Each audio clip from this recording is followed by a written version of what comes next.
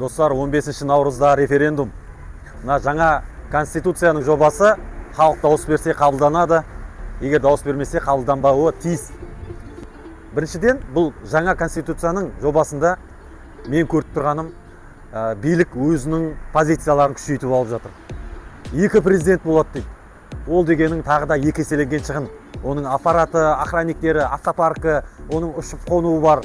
Бұл қазіргі осындай жағдайда, кризистің жағдайында тағы да шығындарды көтере берудің не пайда? Егерде екі президент болғаннан кейін біз жауапкершілігімізге аламыз, халықтың жағдайын екі еселендіреміз деген бір сондай өздеріне міндеттеме алып жатса, оның жөні басқа еді.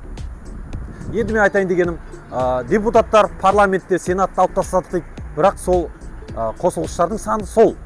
Алайда ол жерде халықтың өз-өзін ұсыну деген мүмкіндігін алып тастап жатыр қайтадан. Билік өзінің позицияларын күшейтіп алып жатыр. Яғни бұл конституция менің көруімше бұл билік үшін ғана керек конституция сияқты. Халыққа ешқандай бұл жерден пайда келіп жатқаны бір не көрініп тұрған жоқ көрінісі. Осы қазір референдумға, сайлауға 21 миллиард теңге бюджет бөлінген екен. Президентіміз Тоқаев мырза цифровизацияны барынша пайдаланыңдар дейді. Цифровизацияны осы штраф салуға анауға тек қана пайдалана бермей, міне осы онлайн сайлаудыға да осындай пайдаланса екен. Онлайн ол бір жағынан сенімділік тартады.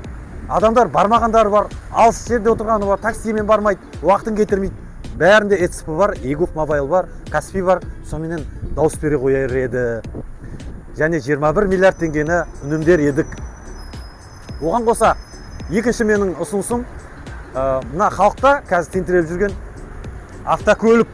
көлік деген адамдардың бір тұрмысының кәдімгі бөлігі.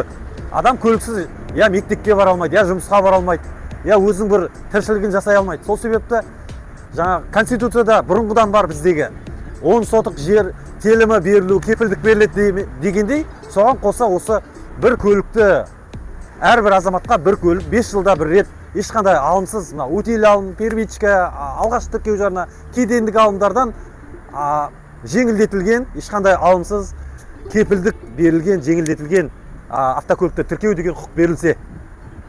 Екінші ма? Үшінші, біз жер пайдалы қазбаларға байымыз біздің еліміз. Алайда соны қатты біз көріп отқан жоқпыз. Арабтар сияқты процент алып отқан жоқпыз. Біздің үлесіміз жоқ одан. Оны сұрайын деп те жатқан жоқпыз. Ол нереальный нәрсе да. Депутаттар айтып жатыр. Әлем дамып жатыр, біз де дамуымыз керек, сол себепті конституциямызды дамытуымыз керек дейді. Онда дамытсақ, әлемдік деңгейде біздер осы өнімдерді сатсақ, яғни мұнайымызды, газымызды, металдарымызды, небір түрлі газдарымызды осыларды сататын болсақ, әлемдік деңгейдегі бағамен. Онда әлемдік деңгейде жұмысшыларымыздың еңбек ақысын берсін.